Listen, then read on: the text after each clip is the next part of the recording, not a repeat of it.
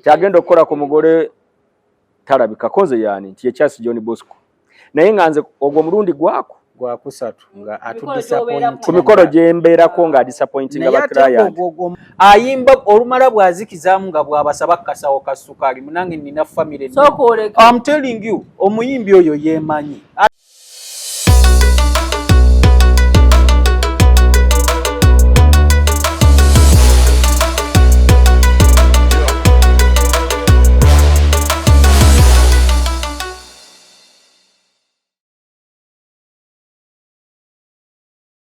weewaawo SK Media mwebale kubanga kwemuli mukyatugoberera mwebale kuba balabi balungi era nsobira nti byetwogera byebyo byennyini ebiri ku mulamwa eno ye Buganda gye twasubwa kanyomerako nyumirwa nnyo okukayita bwentyo kuba bingi byetusubiddwa ebitugenzeeko nate tukomyewo mu episode eno empya njagala abantu bano beeyanjule paka we munaabamanyira tulyoke tumanyi tutandikire wano Manaffe tubebaza nnyo okusubscribinga ku channel yaffe SK Media banete mukowa musubscribinge mulikinge mukomentinge tukomenti tuzaagala nnyo kuba zituyambako nnyo okumanya kiki kye tulina muzano tubuya kiki kye twogerako as much as kikwatagana n'omulamu n'emiramwa gye tukola ki gye tuba tubaleetedde nze mami Irene nga bulijjo era tukomyewo tubeere nga tubalungamya mpola mpola Gabulijjo Andrews wa Tokia omwogezi w'oku mikolo weewaawo kati gwe tukazeeko lya ankoziwa kale nate tukomyewo ku mulundi guno njagadde nnyo mbasomooze ku nsonga emu weewaawo ziwa twogeredde emikolo egiwerako tugiruŋŋamya naye waliwo challenge kuba ziba nnyingi naye okusoomooza okusinga kwe tulabye kwakubeera ku mikolo bannaffe ba service providers abalala mu biti ebyenjawulo omukolo gwonna n'aguyiwa nga buli kimu kibadde kitambudde bulungi muntu omu oba ow'emmere talabise muli awo mulinze owa tenti yazitaddeyo nga bw'ayagala owaddiko yaleese obumuli busatu ebintu nebyonooneka nze emikolo ginkeese lwa bintu ebyo ba service providers obutarespectinga bantu babawadde emirimu gino ziwa lwaki mu disappointinga abantu kaakati akabi tekabulako musombi newankubadde kimbagaya naye ensonga eyo etunyigiriza era eyonoona emikolo naye obuzibu obusooka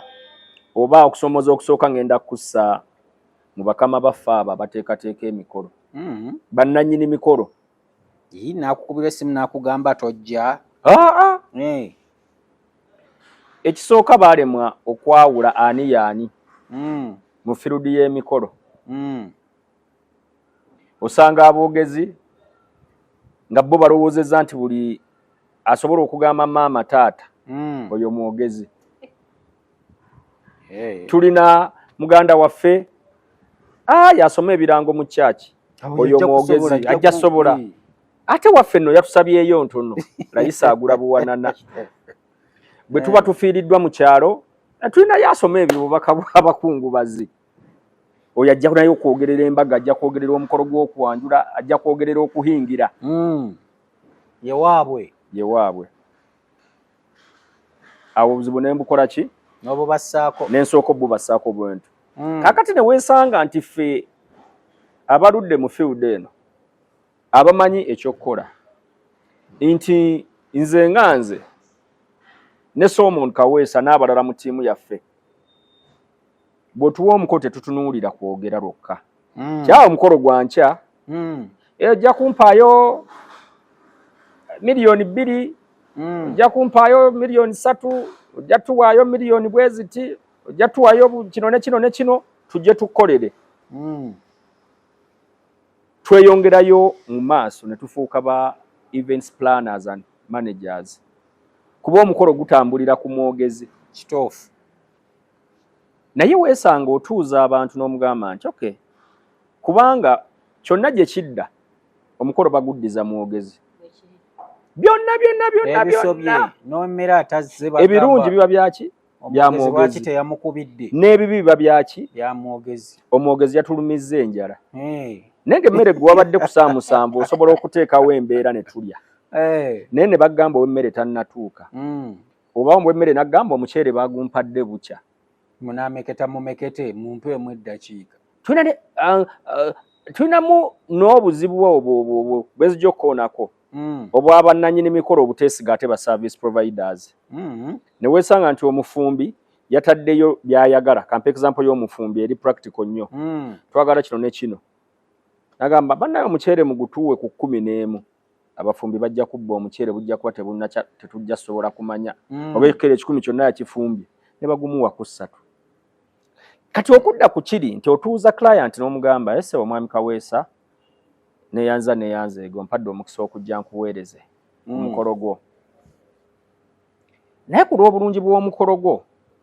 njagala bino tubikkaanyeeko ne tutandikira awo tujja kutambuza bwetuti tukkaanyiza nti ye oba tusobola okugutambuza bwetuti ne bwetuti olw'ensonga bweti ne bweti tukkaanyiza nti ye nova n'omugamba nti biki ebyenjawulo ebiri mu mukolo gwo tulinamu culture troops tulinamu abayimbi tulinamu kino ne kino ababuuza peya 7 ebyo n'omanya nti okke bwe bibanga bwe bityo bwe biri nga gwe omukugu omanya bw'okola ki bw'obitetenkanya ne bitayingira mu budde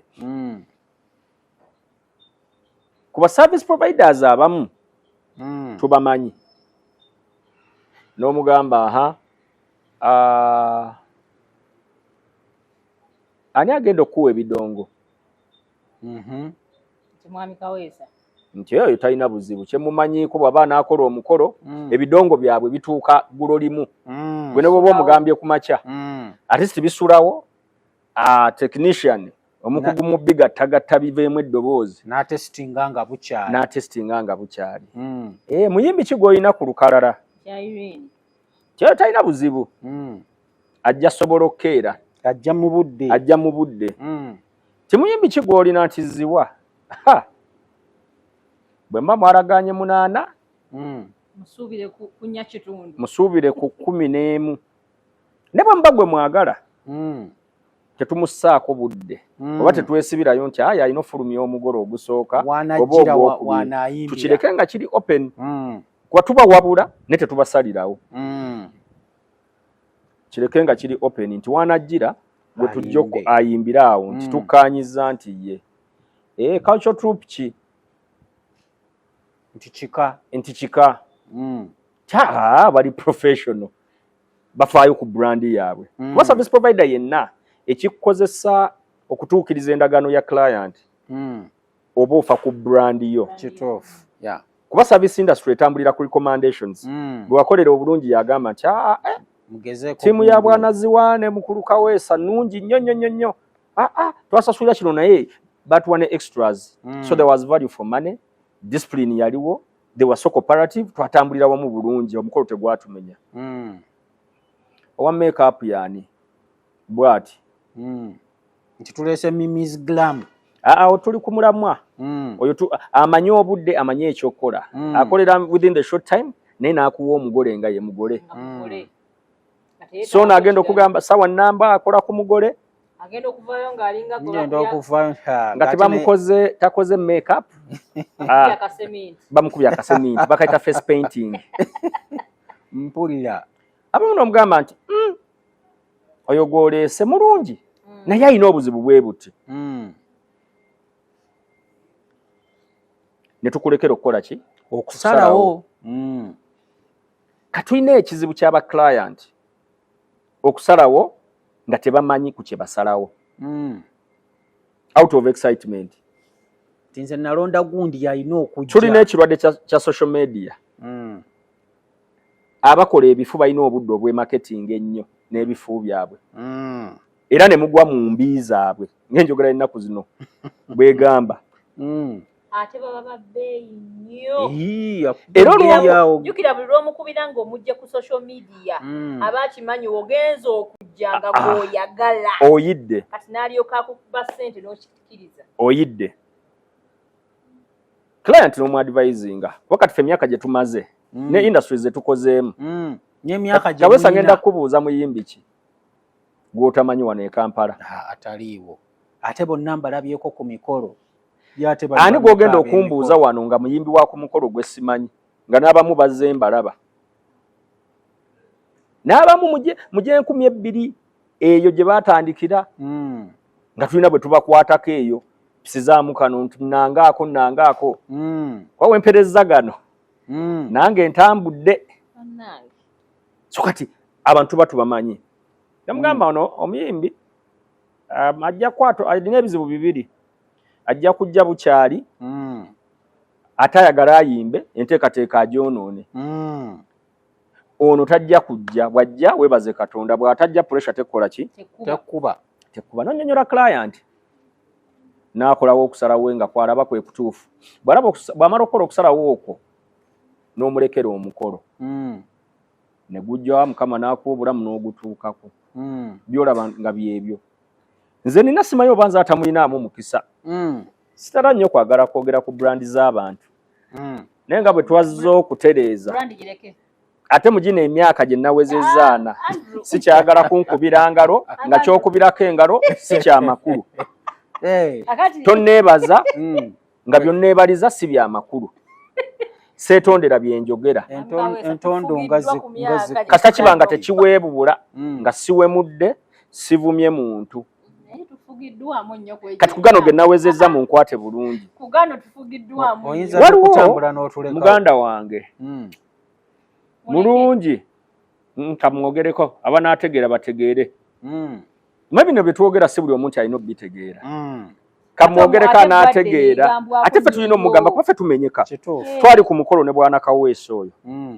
gwali wano Kiteezi kiteetikka owa make-up alina okusula ku mugole erinnya nawulira baliwogera nange nawulira bulizi naye siriyekakasa balina bwe balisalako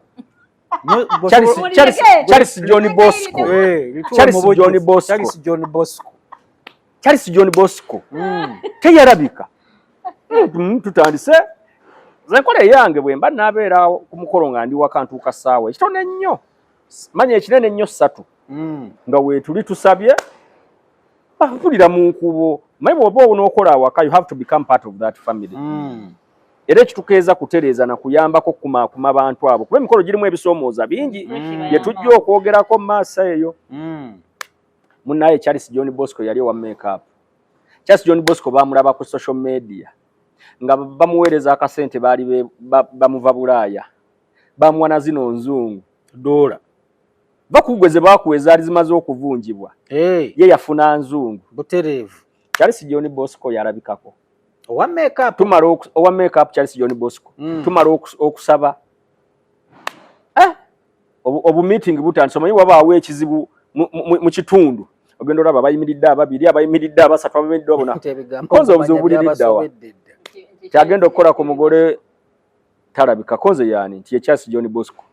naye nga nze ogwo mulundi gwakusatu nga atudisappoint ku mikolo gye mbeerako nga disappointing abaclient ogwo omukolo mbanenya kuba bwe baali bakola consultants okuva gye tuli twabalabula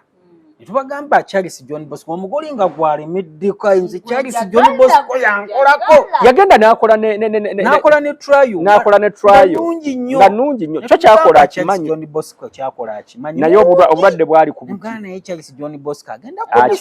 akiyiwa okiwulire Charles John Bosco akwata emikolo ena saawa ziwera 6 akwata essimu agamba ajja kakati munnange events service provider wagwe nali naye omulala mu field aluddemu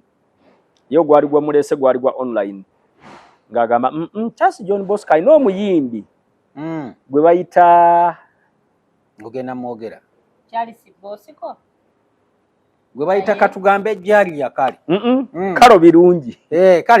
kalo birungi the official makeup artist we wa kalo birungi kati katukubire kalo birungi atuyange kati otusala amagezi ng'abakugu kyani gw'onoonyeza nti bw'oba onoonya Solomon lindako kankubire kwa Irene oba tera okubeera ku seeti bw'anaamukubira within the same team esimu ajja giwa priority agikwate Irene amutegeeze nti bakunoonya olw'ensonga eno naki nga kalo birungi akwata essimu nga temuvaako kamugatteko. Hello, Charles John Bosco. Olina omukolo gwe wakutte wano ekiteeti kale ndi wano ku mukaaga ku empererwa enzikirira ndi ku booda twalinda Charles John Bosco teyakola ki teyalabikako naye nga twali tubalabudde kati ekyo nga tukizize ebbali nti ne bakala ne tubabuulira out of experience ku ki ekirina okukolebwa naffe ba service provider abamu tetulina discipline. Omuntu alina discipline omuntu atunuulira brand yo ofuba okukola ekituufu osobola ofuna ba client abalala ng'osinziira ku kye wakoledde ono ekirungi naye agamba abalala nti ono mulungi. Kaakati tuddayo ku kiri nti buli mulimu abakola ki omuntu ng'omulimu yeewaŋŋamyamu mwewaŋŋamye Mukama asobola omuyambirayo n'agutereeza n'agukola bulungi n'aba talina byalumirirwa talina mulimu oyo niye emulumiriza yakola bukozi kujjamu ki nsimbi nti gw'osanga nti bw'aba mwogezi akwata emikolo 3 n'omwogezi akwata 3 waliwo omwogezi yali agufudde muze sijja mwogera ng'ayiwa abagole ku luno ayiwa omugole nga tayiika omugole ng'afuna intel nti ono si mulwadde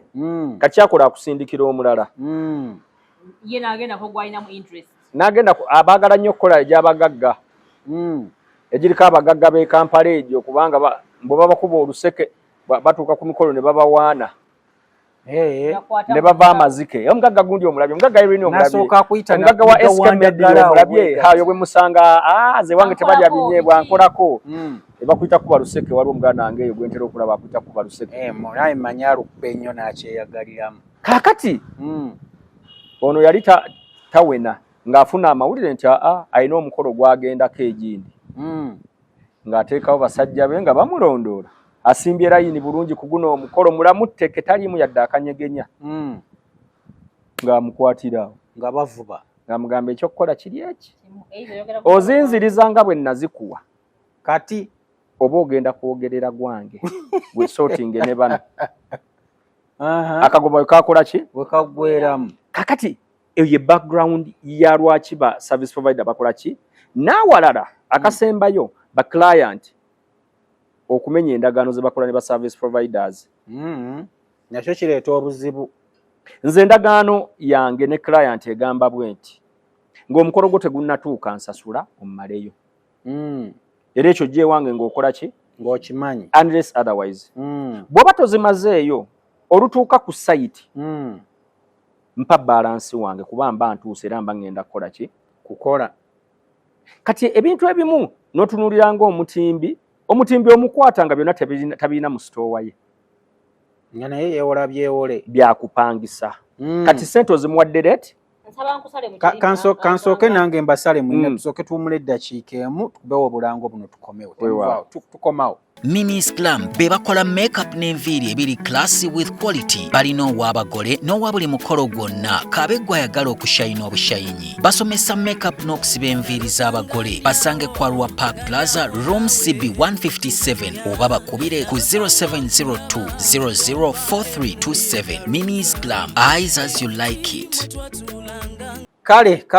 tukomyewo nate tukyagenda mu maaso wetugendedde tubadde tukyannyonnyoka ensonga y'aba service providers obutalabikako. Irene gwe abadde agenda njagala ku interruptingamu ku ankozi wono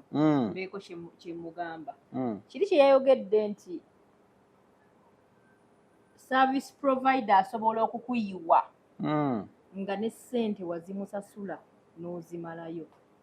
Awo wengenda okugira nkugambe bwenti nti ate tonenya nnyo client awaddeko service provider kitundu lwaki aba yeewala ebizibu ebiyinza okugira mu kukumalayo olumu obutakumalaayo kuno Uyinza okuwaliriza okujja ofune ka balance kange. Anti kati bwe mba nakatuuka kampe amazima gennyini oyinza obutankolera n'ombulako ng'olyo John Bosco gwe twogerako. Ate okimanyi nti John Gundi Charles John Bosco ebiseera ebisinga asaba 100%. Kati kyekyo kye nkugamba osabye 100%. Sente ozifunidde mu dola ng'ogwo omukolo Andrew gwabadde ayogerako. Kyokka omaliriza tolabiseeko. Omuntu atadde mu position y'okunoonya omuntu omulala ate ow'obwangu. Jjukira bwe ngende wa Mimi ne mugamba kati Mimi anti wange yangi Mimi ajja kugamba I wasn't the option in the first place. Mimi tetwamunoonyaako ku olwo. She was engaged. Naye yafunye omukolo. Kati ogenze wa Mimi omugambe Mimi nyamba akati ate Charles John Bosco anjiye nyamba ajja kugamba olw'okuba sibadde option one njagala 100%. Mwabadde nkolera million 2 kati njagala 2 kitundu. Lwaki? Oguddeko bugwi. Last minute. Thank you very much. Kakati expense eyongedde kyokka Charles John Bosco namukola ki? Namumalayo. Kitegeeza nnyingidde mu expense kati endala. nza mumbeere mwami Kawesanze ngamba ne Andrew ne ba client baffe bennyini please mubeere professional draft contracts. By the way, it's important. Draft contracts. Ogambe nti contract yange erimu gunne kino kye tukanyizaako twesasula bwe tuti balance ngenda mutema bwe kiti owulira bw'ojja saa bwe ziti bwe tumala omukolo bwe tuti contract eno ng'erimu buli kimu nga bwekikola. Covid ono yandibadde yatuyigiriza okudrawinga contracts kuba waliwo emikolo abantu gye twali tukuttaawo nga batusasudde. Anti contracts era okitegeera teziyamba client yekka naffe zituyamba kubanga we tulaga nze ndaba nti tujja tuuka ekiseera Solomon nga client bwe mukkanya nti omukolo gugwa ssaawa bwe ziti ne ziyitamu akongerayo percentage n'okwongera ssente bweggwa ki naye n'ekirala ba client baffe abalungi beetaaga bakole due diligence okwetegereza kampuni ki gy'owa omukolo gwo erina linnya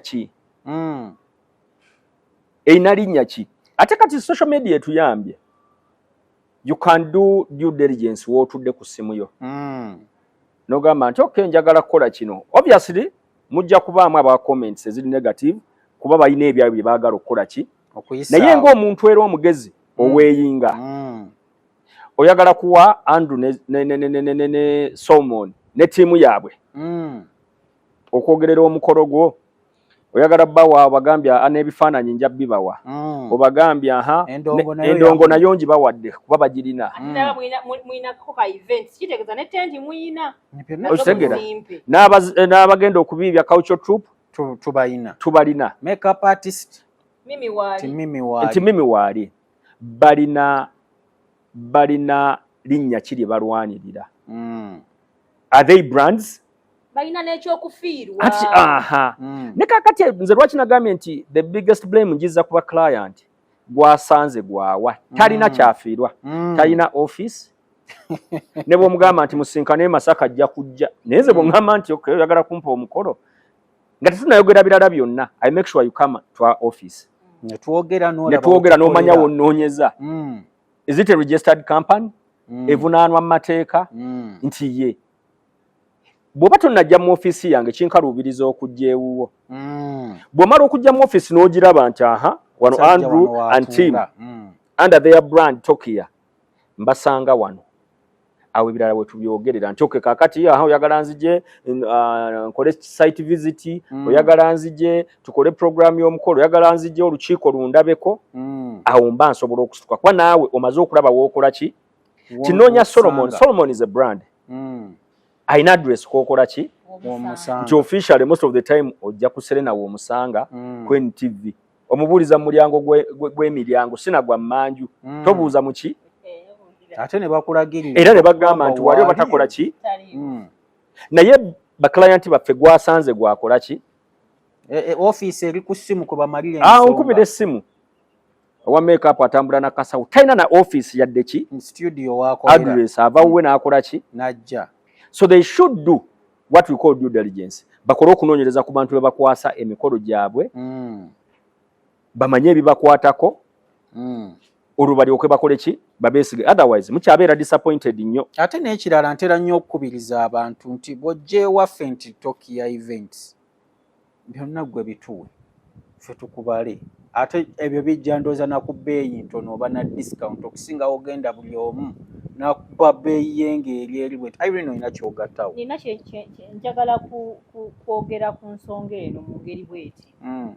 Ekisooka baklayant mmwe muyige mukkirize muwabulweko newankubadde gwogenda okukwata mu nsawo osasula abantu bano wabulweko bwogenda onootuukira mukuluziwa n'omugamba nti nina omukolo gwange njagala ogunzirukanyize oba mwami Kaweesa kkiriza bakuwabule newankubadde gwogenda okukwata mu ssente wansonga bw'obigaana ogenda kumaliriza osipendinze nnyo mwami ziwa yakyogeddeko omalirize nga nekiyoga tekikoze tekivuddeyo. Ekirala ba service providers mmwe make-up bayimbi manya bikimanyize sibeeguya mwenna nga bwe muli awo njagala mbabuulire temugenda kunkuba okitegedde ekinene kye basobola okukola kuvuma teri nebananvuma nze nebananvuma amala biseera ngenda bagambako batimbi mmwe tosobola kujja ku mukolo gwa munno gwa ssaawa 6 bako bayingira notanga okutima saa 5 kitundu kiki oba okola ng'ate ssente wakutte 100%. Okitegeera mubeere professional ekimala kiri tuwe bw'aba yakutte 100% munenya naye tulina ne baclient bali bennagambyeko omugamba mpa ssente ng'obudde bukyali noonye ebintu bye neetaaga nagamba abwe najja ku dduuka mubirinaawo ku kizimbe kati bw'ojja wali waffe ku office yaffe ya Tokyo ku Equatorio buli mutimbi ali awo kati ye client bw'omugamba nti mpa ssente on time ngende nnoonye bye walonda on time alaba obijjaawo mmanju naye labira nti waliwo olunaku nga buli muntu ekintu kyalina agenda kikozesa nga kyewasuubidde okujja ku Equatorio wakiraba agenda kunoonya mutimbi w'ennansana omulala akirina gwalina mu field gwayinza okunoonya omulala ali ki ne bwe baba bakuwa 100% be on time and do the needful. Lwaki okolagana ne gw'oteesige anti awo we najjiddemu wali nti bw'oba okwasizza nti tokiyamba wadde. Those are people you can trust. Point yange gimayegezako kuleta yino nti waliwo ogende wa Ankandro be wa mwami Kaweesa naye ng'oggyeko okuba nti ayogera ng'ate events planner okitegeera ng'asobola okuba nga akola n'ogwo naye ffe tuli bakopye nnyo okuba nti nonaka akasente aka consultants koga nti kankuwobeera events planner njagala nkeesigalize nyina muganda ng'akola make-up ate muganda nga naawudde atya nga ndeese mimi anti kakati obwo obuzibu nabwo buli mu clients okitegeera waliwo ne bana abajja nti nze ku mukolo gwonna neetemye make-up nze ebyobwerere ku mukolo gwange naye girabika ejange gigenze jaggwayo kati yo olw'okuba ekyobwerere tokimpa yakamaliriza ng'alyoka ajja awuba kakeesi keke n'alyoka ametooli bakaseminti n'akategeera okyogeddeko Solomon ekirala mwewale ofa mu mikolo mwewale ofa mu mikolo omukolo gutwaliko gwali na mugongo ofa ya make-up ogwaliko ofa ya make-up omugole yafuluma omulundi n'akulukuta twalina okutuula tulinde essaawa endala baddemu bamuzimbe Kyusa level ne Pride Microfinance funa Pride Business Loan leero okulaakulanya business yo. Pride Microfinance, your growth is our pride. Twakyawa naye tulina kubagambako olw'obulungi bwa industry n'okutereezaamu tulina okubagambako mubeere professional ekimala kitegeera baclients mukkirize muwabulwe aboogezi mukkirize nammwe mubeere professional ekimala abakozi abalaba abagenda okukola mukolo guno client ono muwe kye yasasulidde leka mu disappointing abanange nonnaku alwetegekera ebbanga ddene oli yayombera emyezi gyena yagiyombera naye nga ate bwekitulamu kituufu yali yeetegese ate ataddemu essente ofumbe emmere ekone mazima gennyininyini nga bakusasudde owaweddeyo kikiruma nnyo kubanga olunaku lubeera lutya lubeera lumu kati bannaffe tetubagambako nti netubakyawa naye tubagambako lumutereeze ensonga eyo eya lunaku lwange nayo yatufuukira era nti Irene bagumye obagambe ketusimbudde buli kye tunaalaba ku mukolo tugenda kukyogerako ate tugenda kukoma kukyogerako in totality n'abantu nti gundi muyimbi gundi wa disappointize ku mukolo gundi gye nabadde owa make-up gundi wa disappointize ku mukolo ki nakoze ne mwogezi munnange gundi wakoze kino nakino omufumbi gundi wayonoonye ng'ajja okuyimba awo baagala nnyo okujjaawo ng'ebintu tumaze okubireeta awo baabaawo nina gwe mmanyi esigenda kumwogera ayimba olumala bwazikizaamu nga bw'abasaba kasawo ka ssukaali munange nina family I'm telling you omuyimbi oyo yeemanyi ate w'amaanyi naye mugenda okuvaawo nga ssebo bamuwaddeyo akasawo ka ssukaali gyayimbye aba abayita bakaddeyideyi be ne babyetikka ne babitwala gyayimbye aba abayita atya naye nga wano ne mutandikwa yabavumyevumye n'obavuma kiringa n'aboogezi aboogezi abo basimanyi awooza akola jjooko naye nayo jjooko yantama bannange tebinyumira yadde era nze bw'okola nange tokikola nga nze ndi awaka wazze n'omuko mukakati mulete box ya sabbuuni wano tujjemu omuti gwa sabbuuni obifaananyi genda oyoze taata naye genda oyoze ekkanzu eddugadde simanyi naani omulala naye genda okole bwoti nange gino gyange sabbuuni wani byogaba oli wakiko ekyo nze by the way mpisa embize nnina era bw'obimpa bwe mba nkuumye professionalism ne sikuswaliza kazindaalo mbiteeka wano bwe nsituka noonya omuntu omukadde ku kyalo oba akaana n'emikola ki aboogezi mulekeraawo okugaba ebintu gye mugenza okukola ki aboogezi mulekeraawo ekigantu ekirala kye mukola abako bano bagenda okutuuka ku mukono ne bajja ne zibbenzi zino olumu ze beeyazise zivyeyiti zimpe enkoni bazeeyazika kunyumisa mukono ne baba baweddemu naye omwogezi n'ateekawo embeera naddala nga yali awaka eyabako okwetakulira ku buko ajja mukubira simu n'omugamba wakati ffe enkola eyaffe bwe tugenda okukola n'esiwa ttiimu yaffe tukubira nga tetunnajja ng'ennaku zikyaliyo nkya bwana Kawesa gyebale muganda wange nze bwenti ne bwenti nze ngenda okujja n'omuko Alex ne naŋŋambye gwe taata oteeseteese otya si kuba nti byagenda okwogera sibimanyi naye ku lw'obulungi bw'omukolo waliwo kye tuyita nti omuntu munyumyamu n'omanya oke n'owulira nti ono alembeggerera n'omanya nti ono akajanja ayinamu entonda oba osaaga naye tulina aboogezi n'anyiigira mu mukolo ng'oyogedde jjoko n'anyiiga n'avaako gwe tomanyi nti nze taata wano ye mwaba mutya nalaga obuyinza abaana batawa bantu kitiibwa ng'obuzadde obw'essaawa ezo ayagala abukozese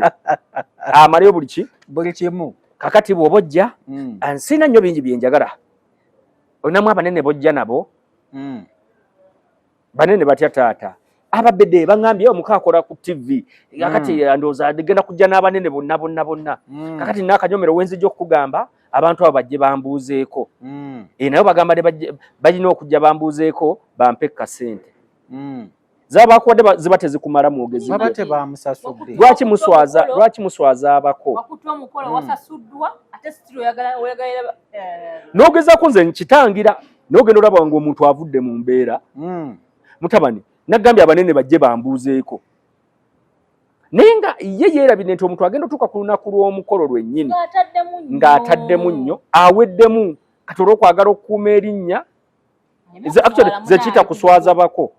olw'okwagala bako obutaswala basajja battu ogenda olaba batandise okwekuba obwama omuko yaweddemu dda abalala basituka bwe benoonyaamu kyengi begabanyiza omutwalo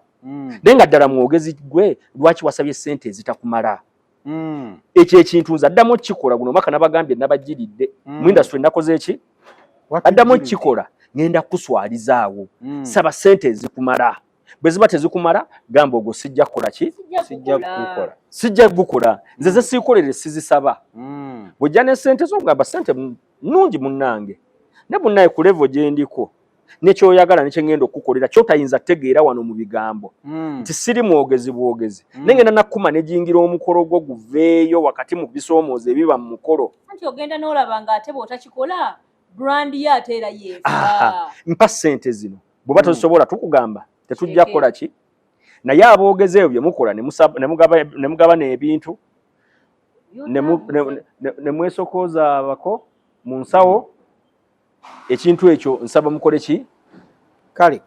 katusooke tuwummulemu eddakiika emu tudde tukubire ffenna ku nsonga eno omulundi gumu temuvaawo tukomawo weewaawo Nacha Ebo bebokka balina eddagala lya habo eritaasa embeera y'omu kisenge etatambula bulungi ng'obutagenda mugga okunyomebwa mu size ne action eyazaalako ng'olubuto lukyabuze eriyonja mu museke n'okugoba mugaba okugattako emimwa egyaguba okusiiwuka n'okuddugala ate nga balinayo akapya aka habo akuza enviiri za nacho bakubireko ku 0778088371 omanye ebisingawo. Kale mwebale kubeerako mu kuwummulamu okwo okutonotono mbakulisaayo nnyo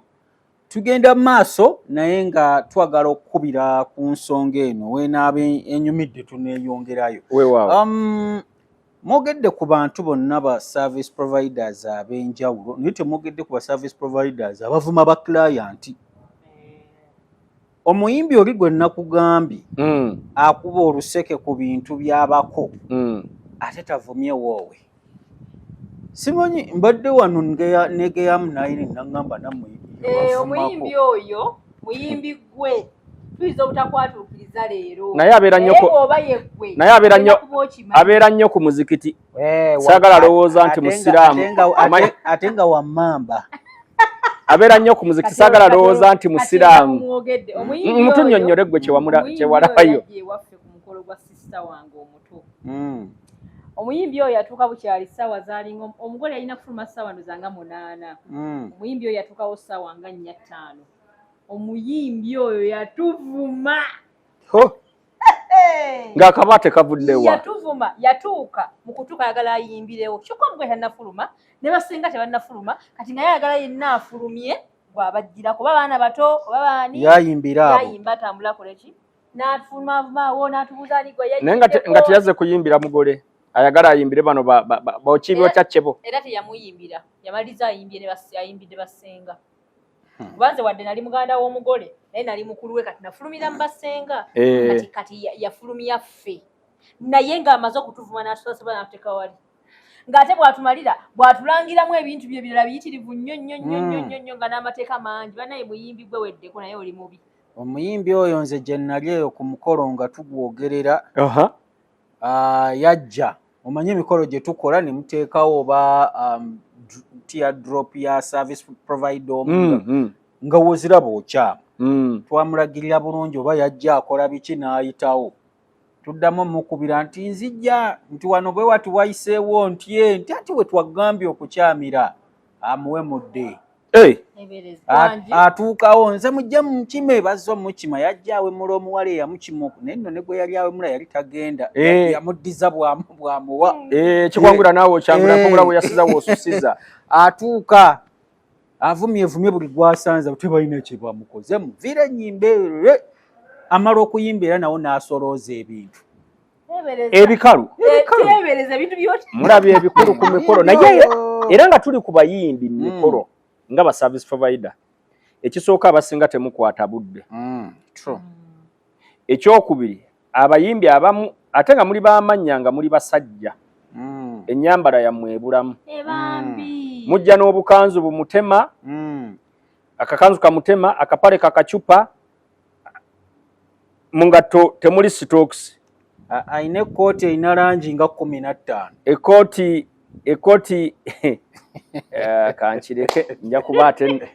abo bantu naye waliwo abayimbi benjagala okusiimira wano nja okusiima Lady Titi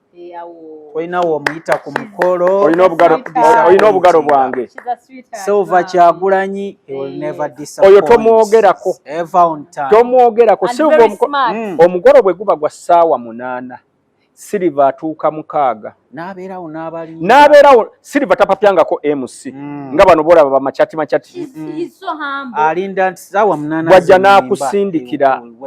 omuyambi we nagamba Emma nagamba Emma genda oyogere ne ba MC obambuulize mu kitiibwa kye obambuulize akaseera katuuse enzije kyobola mwami Kaweesa kyomuyimbi ng'oyo ng'ali humble, ali smart, ali professional, ne bwakusaba akasente ke okamuwamanyi kyajja kujja kale nno waliwo mu bayaaya abayimbi gw'otasuubira nti yandikuumye obudde Jostedi akwata obudde naye abukuuma oyo Jostedi akwata obudde abaawo mu time era bw'ajja abentertaininga bulungi ate naye bw'anyumirwa wamugamba ennyimba 6 afundikira ayimbye 10 nga kyamutabuseeka omukyala gwe mmanyi naye okusinziira emikolo gyenzembeerako nga kwali katuyisangako bubikizi simanyi oba abalaba abakola atya but nze emikolo gye mwogere banaatubuulira abantu bajja bbira bajja tubuulira era bali eyo buli muyimbi yali akwisiza obubi mwogereko buli mwogeza yali akwisiza obubi teekayo wansi mu comment buli omukyalo oyo simanyi bani amwinako comments ndala but nze ngenda mwogera ku experience yange n'emikolo gye mbaddemu nga kwali Mary Butter. Oh, Mary Butter. Emikolo gye mbaddeko nga kwali awaayo kyonna naddala ng'atuuse ku performance ayimba bulungi. Ne Lutala abadde tannayo noleka atuukira mu budde. Atuukira mu budde okusomooza kwe ye kutuukira mu budde nga temunnatuuka ate ye waayina kukola ki ekyo ako kabuntu era waba muki aba mutuufu naye ekiralo injeno abayimbi mulekerawo okusumbuwa aboogezi nga mutuuse ku mikolo oze okiraba baze kuyimba nga omugole afuluma oba mufulumya ku lugwe lwakubiri tukunnyonnyodde nti olw'ebiteebalika obudde bukerewa events come with eventualities tukeereyeemu akantu kati ne bwe kati tusaba tugumemu eddakiika 2 n'olyoka ojja buli ssaawa omwogezi mpanyimbe ngenda mpanyimbe ogenda ba service providers abali ekkola emirimu egiri mobile mulekerawo booking emikolo emingi booking omukolo gumu weewe obudde obukumala tuwone ki tune pressure nature waliwo abayimbi abatambula na gange ennene omuyimbi omu azze n'abantu 8 ogwe twagalako wekka abantu bajjudde olina abakwata serefi simanyi live balinga basatu bajjudde eddiiro abalala bajjudde DJ box wali eri bonna bakoze eki abalala befudde basecurity nayo zeri ku mukolo gwa kwanjula oze ku mbaga do we need all those people really so banange tugenda kubyogerako byetwogerako bye bitono nnyo ku bayimbi naye tulina abala betubuusiza be baliwa Mami Irene abafumbi abatimbi abafumbi abatimbi balinako buzibu ki balinako obuzibu bunene nnyo ekisooka abatimbi we were so expensive bambi muli babbeeyi ekisusse anze babaseere mulina amalala waliwo ajja commentinga nti watalina ssente lwaki oyagala ebyokutimba naye kankubuulire kituufu babaseere batuwe packages ez'enjawulo nti gwe wa $5,000,000 togenda kufaanaganya wa $10,000,000 oba 2 oba 3 oba 6 oba 7 n'ekikumi naye abatimbi babbeeyi nnyo kati ng'oggyeko ekyebbeeyi ekyo kube nti babbeeyi nnyo babeeko n'obuvunaanyizibwa omutimbi otuuka otya ekyo ngenda kiremerako nnyo kubanga ndabye emikolo miyitirivu abatimbi bazereeti amasiba gennyini nga z'essaawa 5 naye ng'omugole afuluma 8 naye ffe bwe batukwasa okumanaginga omutimbi olina ddala zino mega tents ezo n'okugireeta omukolo bwe guba gwa lwa 6 olwokusatu tujagala nga weeryo ku lwokuna omutimbi atandike okola site visit of course that is a must